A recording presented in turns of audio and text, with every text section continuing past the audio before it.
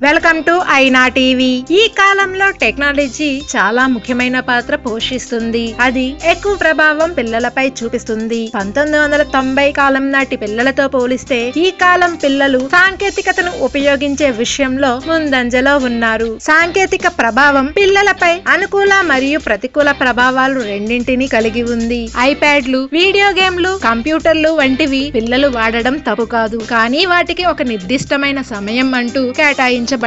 కానీ నేటి తరం పిల్లలు మాత్రం వాటికి విపరీతంగా అలవాటు పడిపోయారు. చాలా మంది పిల్లలు ఇంటర్నెట్ వాడకానికి వ్యసనపరులుగా మారిపోయారు. ఏ రకంగా అంటే వారు మిగతా పిల్లలతో కలిసి ఆడుకోలేని విధంగా ఓన్లీ ఇంటర్నెట్ తోనే వాళ్లకు అటాచ్మెంట్ పెంచుకుంటున్నారు.